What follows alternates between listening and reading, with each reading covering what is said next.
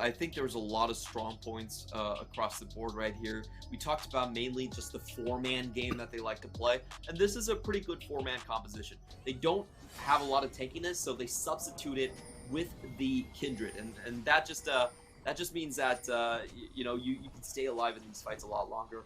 However, I will say that this Kindred is going into a Gragas in the mid lane. I kind of forget the pick priority necessarily, but Gragas does very well into the Lamb's Respite. You just wait until the ultimate's up, and then you blow everyone away from it. So there is some sort of a counter dynamic here in DCG's part, but overall what SEM9 wants to do is you have that hard crowd control, you have the pick potential from the Nautilus and the Ahri, so you just try to play the 4-man game in the bottom side, and DCG don't really have the hard CC to go first in these situations. Well, I think for DCG side, they're probably just going to play away from the challenge from SEM9. One of Bel'Veth's biggest strengths is the fact that if she gets the Herald kill early and is able to transform into her true form, then she also can summon these little minions from the lane around the fishies. Yeah, exactly. I believe they're called the Remoras from the laning phase, and they push down towers super fast. You cannot outtrade a Bel'Veth in the opposing lane. So I think that's the way they're going to answer. Yeah, already Leaky starting out with a couple of free shots onto No Name. Does find a boomerang earlier on, but can't quite match it too. Have to keep an eye up there because Leaky has gone onto carry mode. I think we were talking about this team's game plan has really evolved more into Leaky playing weak side, but when SEM9 just show their cards so early, it's kind of like, all right, well, I guess I'll just get the counter pick myself. Even on blue, that's a bit of a head scratcher, but it's advantage deep cross on this 4-game win streak. But we do got to track the Bel'Veth. This is our first PCS Bel'Veth. It only took us 1 game before we got to it. And, well, I say we got to track it because I feel like there might be a solo kill happening soon. No Name is already just chunked out.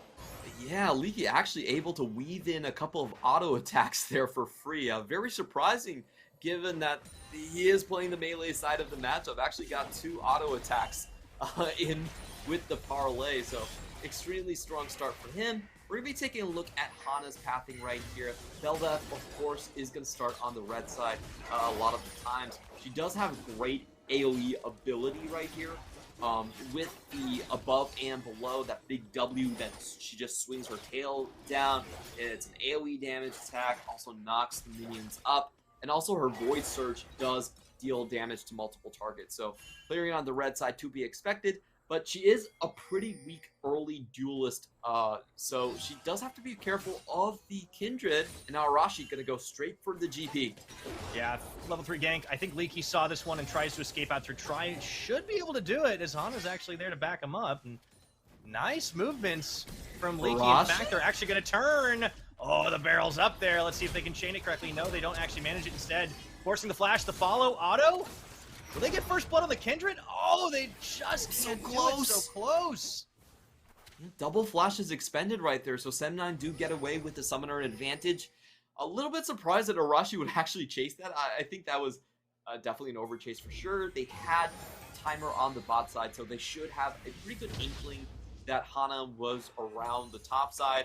It was a bad start, but they managed to bait out an extra flash here, so we could be seeing a return.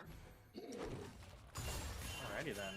You know, one thing with all the excitement that we have gone through, we haven't really talked about as much as Caspiel in his bot debut is playing the support role. But let's take a look at this play again. Leaky does a great job at pathing to safety, knowing Hana's got his back. And yeah, Arashi has no idea. Yeah, this is pretty obvious that Leaky's trying to bait for it, but Arashi still walks into the trap, and let's just watch this. How close were they actually from the kill? He's waiting for that parlay to go up. Oh, it does go through, but he still survives with the red buff HP regen ticket. That had to be single digits. That was so close. All right, no first blood, but very, very, very close to it. Deep Cross building themselves up a decent advantage early through CS nonetheless. Definitely, it seems like it's down mostly in that bottom side. It's about 400 or 500 gold, and pretty respectable. Keep your eyes on Hana again. Ooh, trying to steal away some chickens, but Lazar's going to chase him away. And as we see with the Bel'Veth, the 4 circles, the sort of pointy things on the right side of her HP bar, those are indications of the Void Surge. They actually have... Ooh, we're going to that. Hold on a second. Have to surge into this bottom side. Criscata taking a lot of damage from Ajin and Caspiel, really giving it to him, even with the level disadvantage. Gonna get away still pretty okay right there. And, you know, just talking about Bel'Veth a little bit more, about her mechanics. If we see those cooldowns go down, they are independent, and she can move into these 4 cardinal directions. Meanwhile, Leaky, I think, he should be sensing something. So I think he should be fine. He did last... Yeah, Arashi's not going to be able to get him. And would love to hunt down the Gangplank. Has him in his sights right there. A little bit of a roam coming out from Caspiel. I do like the SEM9 are trying to make plays across the map. They get away without losing that first blood. And this is the thing. One of the big differences, I think SEM9 are recognizing what they've done has not worked. Jewish team, they're the team that keeps making the same mistakes.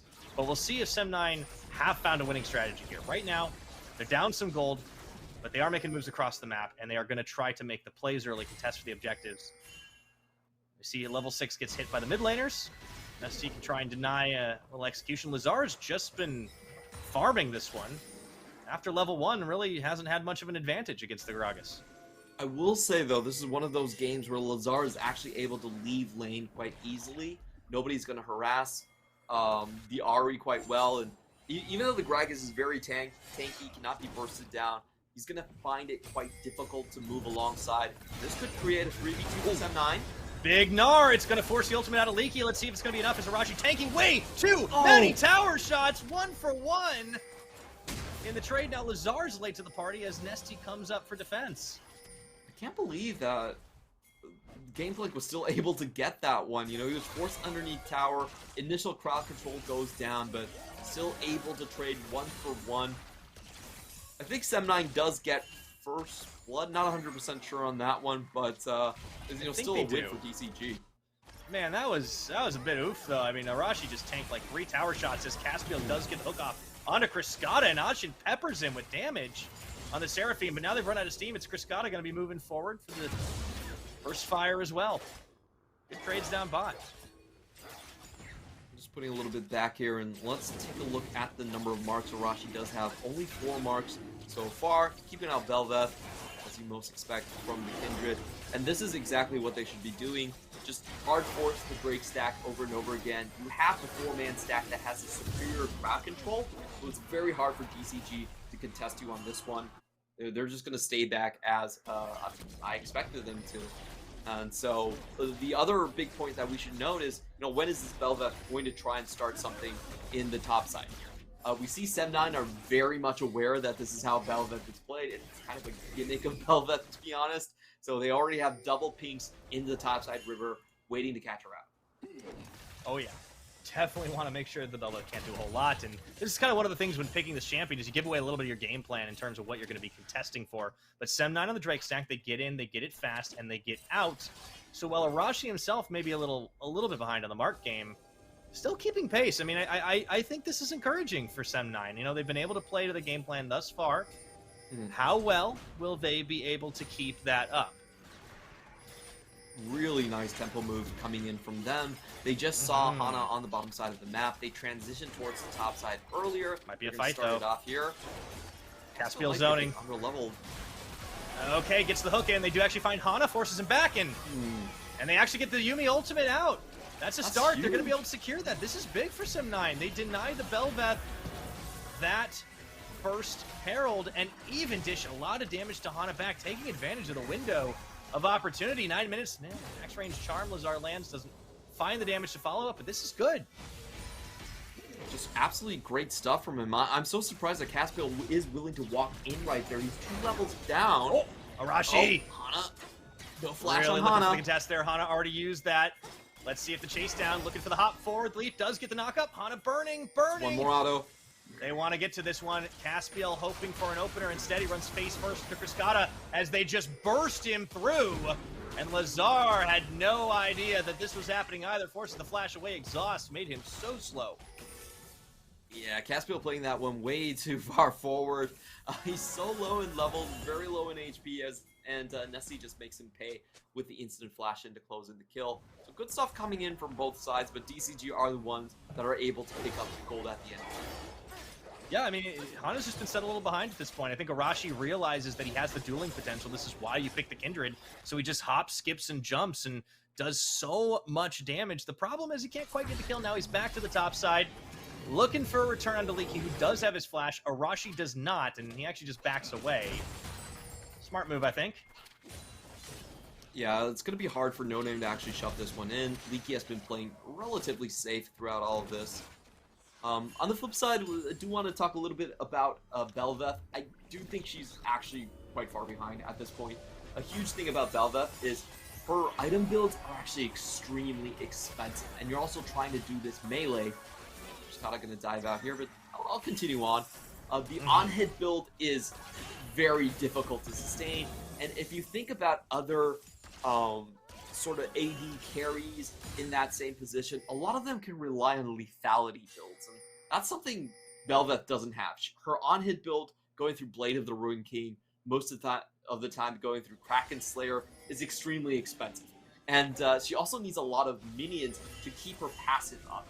If she gets a big minion, then that allows her to stack, I think it's called Death in Lavender, which allows her to gain extra attack speed. If she doesn't get that, she's missing out on farm, EXP, gold, and also just base stats compared to other junglers. So I feel like it's we're getting kind of a feast or famine at this point. That's what you're talking about. Kind of the famine. I think SEM9 are recognizing this right now. I mean, Deep Cross did take a risk in locking this champion. That's always something that can happen. As SEM9 are bringing Caspiel, one thing that we haven't really talked about as much is Caspiel's gone for this very roaming-oriented build with the Moby Boots and, Clutch Ward. That might have been the difference between life and death, but SEM9 are throwing it all up to the top to try and take this tower. It's sniffed out, though. Meanwhile, Lazar found by Nesty. Oh, he's almost down to burst range. Okay. Does manage to chase him off with a little help from Caspiel. It's been all over the map on this Nautilus. I really love what SEM9 have been doing this game so far. They recognize that DCG just do not have engage potential. Like, this is basically a full team of squishies running across the map. So SEM9, with the Nautilus and with the Ahri, wherever they go, if there was a skirmish, they should be the ones to be able to burst down DCG first. So they're very much willing to take map control with it, force DCG into bad positions, force them to lag behind tempo, and everyone's just vacating bottom. This is super well done. They're able to steal away the Herald, get away the objectives, and they should be taking this tower. I think they're going to get it here, even with the teleport coming in from Leaky. That's going to... Oh, no! The timing was perfect on the Gnar! Leaky does drop the ultimate to try and chase them away. No Name taking a lot of shots. Here comes Nesty, trying to deny a little bit there as he gets the auto attack to finish off the kill. Arashi isolated. So Deep Cross managed to chase him away and get the kill for their efforts. Meanwhile, it's also a Dragon takedown bottom for Deep Cross to cut that Drake stack that SEM9 was building. Yeah, a little bit unfortunate here from SEM9. I do think that they True form established. Once she gets her true form, Belveth gets that extra HP, is also able to dash over walls now with her Void Surf, so grants her a lot of mobility in this part of the map. And if you get it off of Drake, it just lasts for a lot longer as well. So we're going to have to... this is a huge power spike coming in from Hana. Also got the Blade of the Ruined King off this build.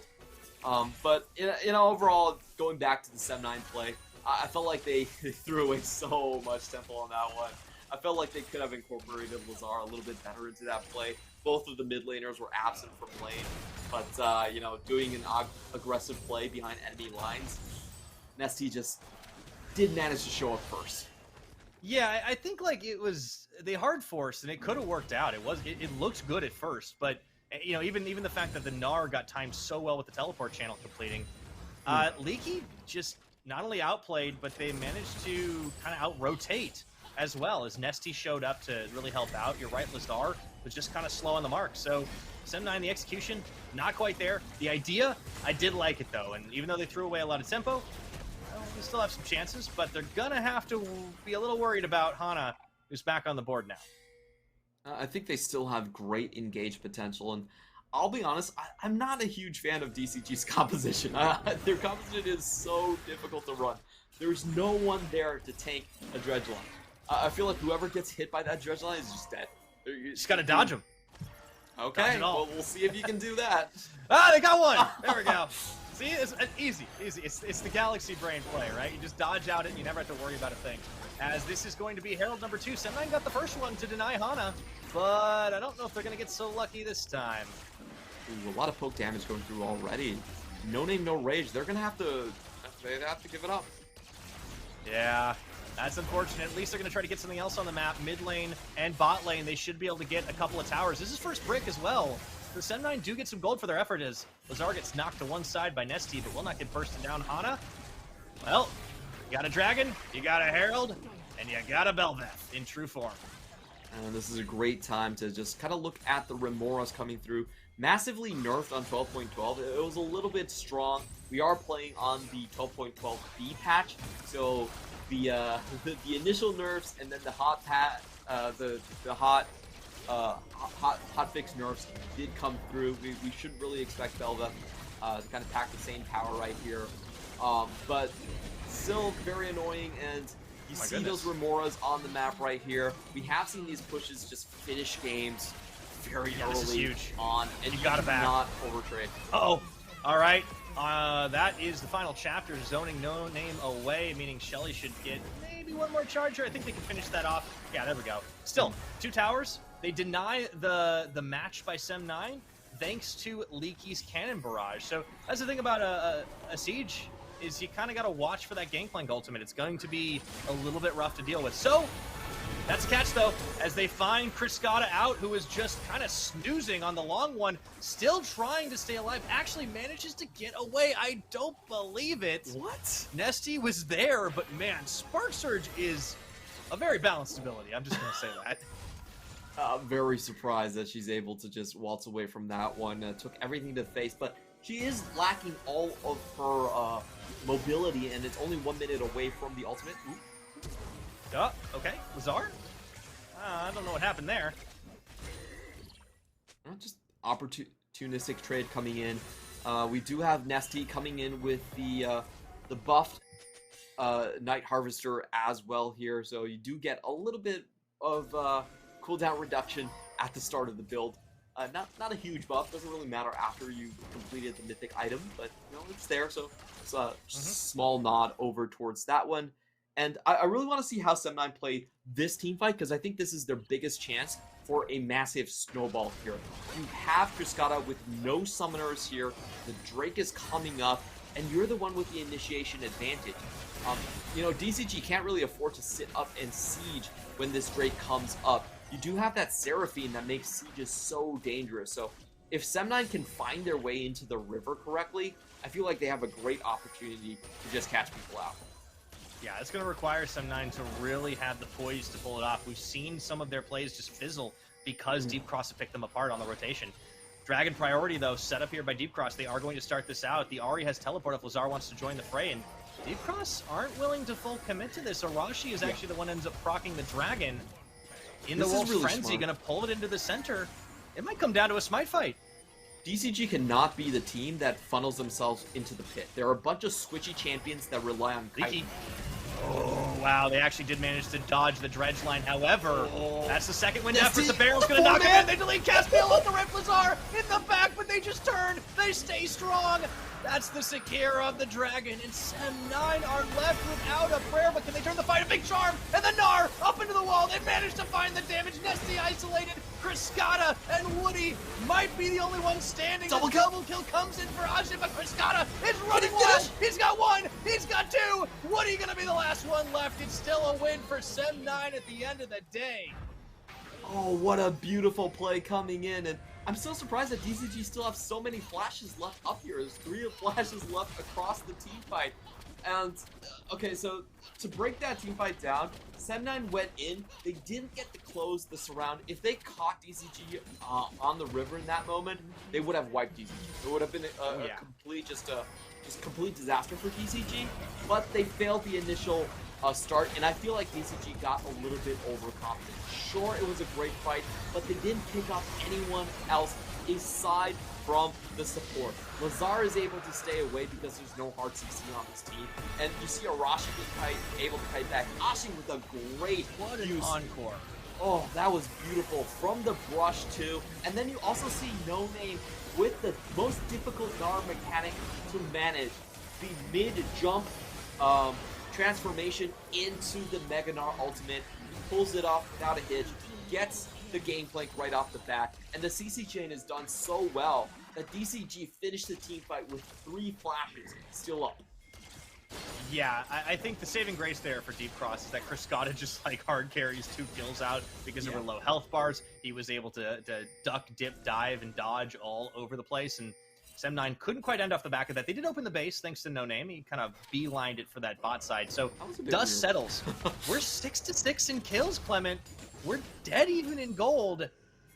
But there is a dragon advantage because Deep Cross got the secure here. Oh, dredge line pulls in ST, goes golden.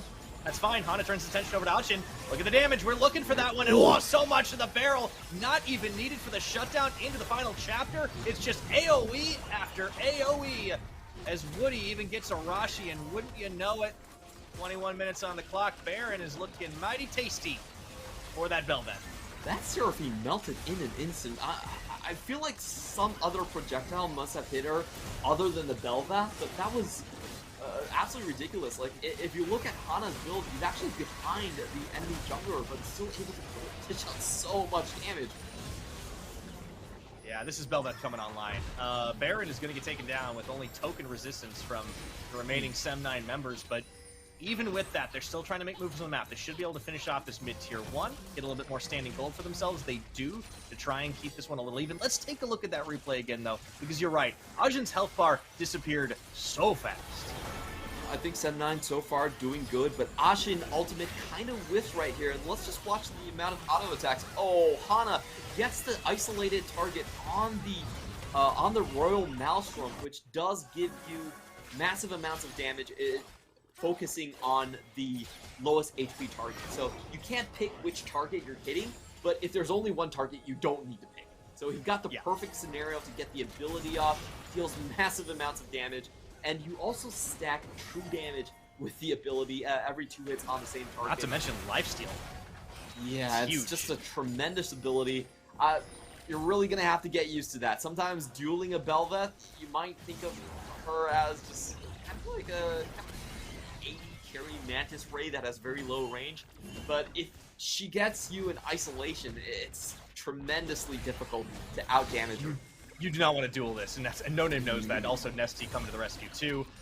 Taking a look at the builds as well. I mean, we see the Frostfire Gauntlet completed, and Rashi going to try to come and even the odds. So that Bel'Veth is going to be able to, get a lot of like a bonus damage off. I mean, I really like that after the setback that Hana had earlier on, he's really been able to make this work. And SEM9, they're getting isolated, getting cut down to size. Caspill's just not very tanky as he tries to dredge line away.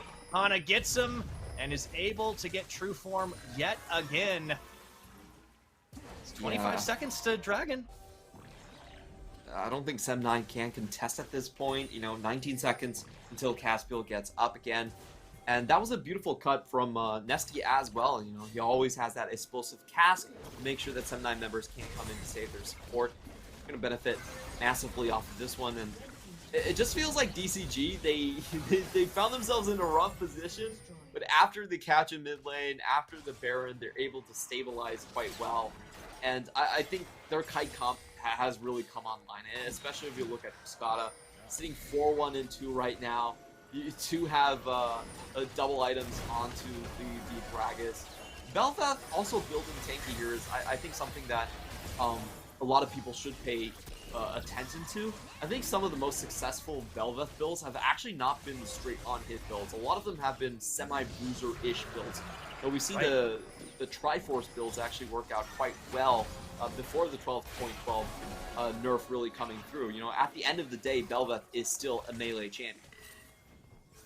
And I think that it's... Oh, okay, hold on a second. Nesty is actually getting isolated, but who is catching who here? Lazar gets bursted down, and now, even though they lose Nesty, I think Deep Cross Gaming are fancying their chances here as they try to send the barrel chain out. Leaky can't quite connect on that, but there's no tower to get back safely, too. SEM9 going to try to cover the retreat here in the 5v4. They're the ones in the back line. Here's the channel. Final chapter. They're trying to get that. It's going to be a big lightning crash, but into the final chapter. They just got underneath the Velvet, and they will be able to do it. Arashi gets that kill, and the turn is real. Big shutdown. Lamb's Respite is on. Woody and Leaky running for their lives here as the damage dealers from that gangplank all dead. Flashes burn. SEM9 see the opportunity. The chase down. They're going to look for it. They need to pull the barrels, and they manage to get it, and they do. Find Leaky, deleting him off the map. Woody is the last one floating away on the magic book, but there's nowhere to go. And that is the ace. SEM9 shocking the world with the turnaround. What a beautiful play coming across the wall right there. Of course, Cruzcata, I do feel like they overchased a little bit. Can they end? Let's see. There's still 4 seconds on Hana. I don't think they can. He's so tanky. Cruzcata's coming back up. Yeah, but they can at least get inhibitors off the back. No, they can't. Oh dear, Nesty buys the time. But you're right, Clement. SEM9 proving that they can still turn this. Great target selection. Taking Hana out of the fight, not letting Cruzcata get max damage, but here, again, Deep Cross will not let them go quietly. Arashi almost out of mana, Nesty on the chase, there's the hop. Should be fine. Trying to zone him on the Wolf's Frenzy, should be able to get out of this. Yeah, so we'll watch the replay again.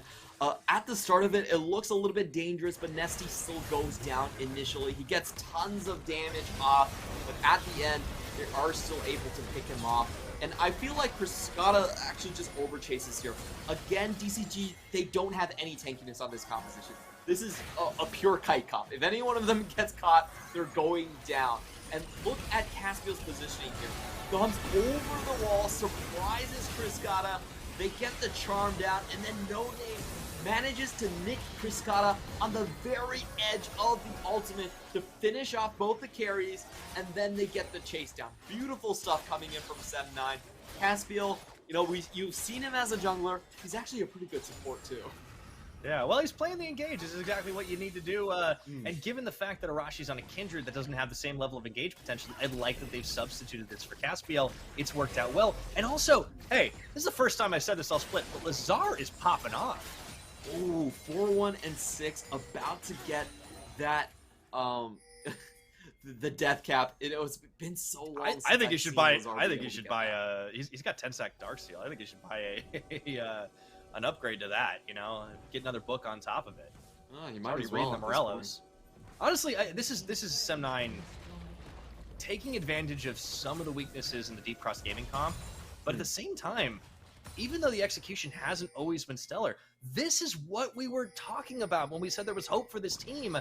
Keep in mind, SEM9, they're on a losing streak that goes back to the name change, to the org change. SEM9 have not won a game in the PCS, period.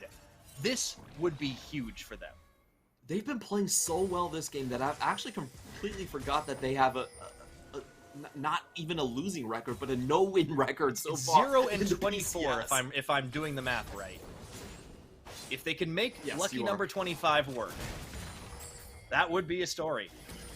So if we look across the board right here, I feel like Hana has made the correct adaptation. He does need a little bit of tankiness. Someone needs to be able to soak up the initial damage. But if you look across the board, we still don't see any stopwatches coming in from Gragas.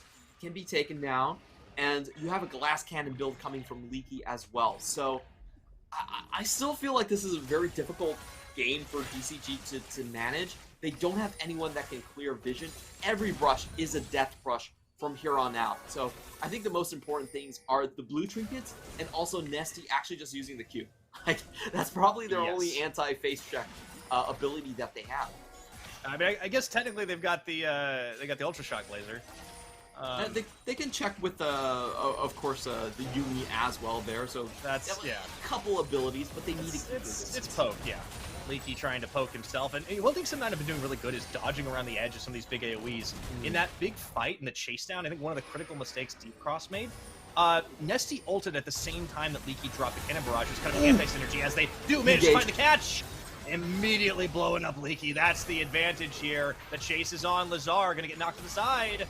Spirit Rush still has a charge left, does get bursted down, however. SEM9 already on this Dragon. They should be able to get this.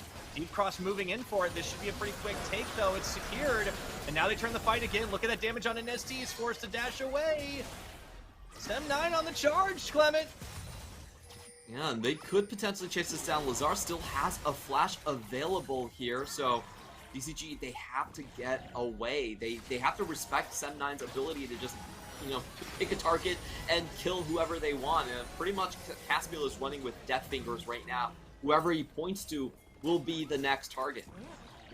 Oh boy, so they don't take the fight, but they do zone Deep Cross away from their own inner turret, and SEM9 get number 6. So this game, the gold has finally flipped in favor of them. They've kept it pretty close ever since that 25-minute mark. Oh no! Oh, Lazar, you're playing with fire there, buddy. Going really close to just falling down here. So DCG, I think they might just start this right away because they know they don't have a lot of win conditions going down. If they lose map control, it's way too hard for this comp to get map control back.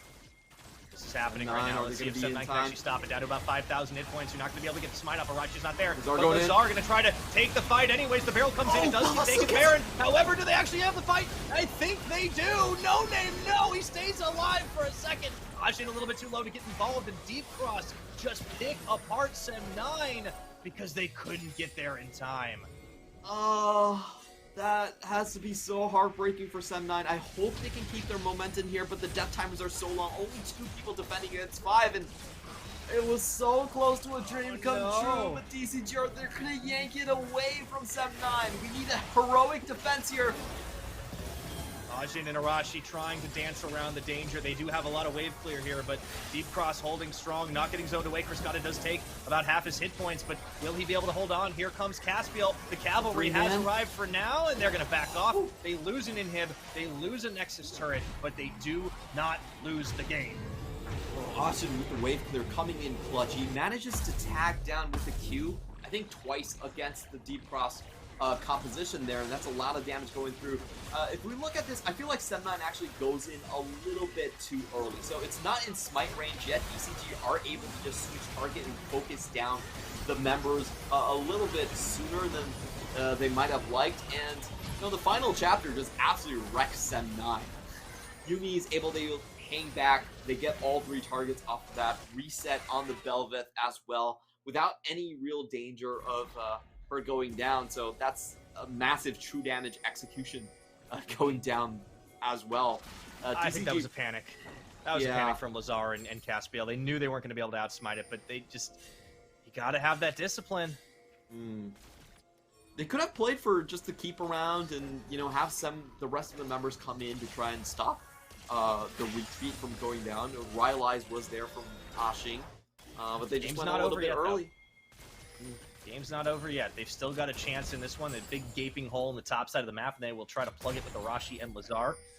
The latter of whom does have teleport. However, with the Baron buff on, all 5 members, Deep Cross, going to be able to siege much more effectively, and SEM9 holding on to hope that they can get their first win as an organization here in the PCS. But Deep Cross are looking to deny them yet again. I think we should expect DCG to be able to strip away all of these outer turrets before they hit the high ground. And this is still, for SEM9, they still have a great shot here. Ashing's Encore, you pass through 1 target, it can hit all the backline targets as well. You get the extended range, very powerful in some situations. And at this point, DCG doesn't have anything that can outrange them. So all you have to do as SEM9 is just make sure that you have vision on the outskirts of these lanes. Make sure that Gameplan can't do a triple barrel into your backline. You should be fine. And for DCG, it's actually still very hard to just close in on this distance. A lot easier if you land those Ultra Shock waves. Yeah. Oh, that's going to be the Gragas ultimate expended. They're going to try and use that to secure the tower, but it doesn't quite happen. Meanwhile, up top, Super Minions. Hana's going to go up there solo just to clear the wave away, and that's another thing SEM9 have to deal with. So they lose out a lot on map control, and unfortunately, it is going to be Mountain Soul here. I feel like SEM9, I hate to say it, they might have to give it up. I mean, it does look like it. It's just about when DCG wants to turn back. They probably want to take the tower down first, but I don't think they're going to hard force the issue. They have so much of the map lit up by their vision at this point. It's just so much easier to walk back towards the objective. And for SEM9, maybe they can catch someone out, Leaky. They do. Leaky gonna get isolated here, and I don't know. He doesn't have flash. Down. No, he gets deleted. Hana and SC Criscata all a little bit late to have that, but they are going to try to turn the damage around again. Going golden there as Lazard 5 at a time. Let's see the turn now. They do manage to find that encore. Double kill. Do they have the damage? The Winions are charging in, but SEM9 have won the fight for now. And that's going to be no solve. They should be able to take this Drake away. DCG are going to swoop around and try to take the inhibitor instead. But for SEM9, at the very least, they are not going to lose the Mountain Soul. Oh my word, holding on, clinging to life, SEM9, they go to Soul Point themselves. Clement, dare I say, this is the best SEM9 have ever looked. And I think a lot of it has to do with Caspiel. How decisive he's been on this support pick.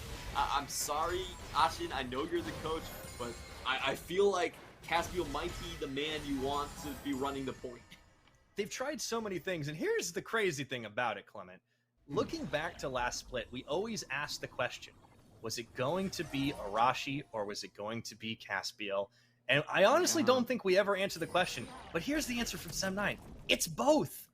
We've always said that. We've always said that their best players are on the same position. They just had to role swap. That was it. That's all they had to do. Who needs an AD carry? Just run 2 junglers. You're going to be absolutely fine. I do think this meta allows for some absolute shenanigans, by the way, and that's what's happening here. But at the same time, I think SEM9, like, I really want to, like, win or lose this game. I want to give them some praise because this team has been through the ringer. They've tried so hard to find that elusive win, and now they are on the cusp of doing it. Still very much behind in this game. It's going to be hard for them to contest, but the inhibitor's back up. There's no more Baron buff.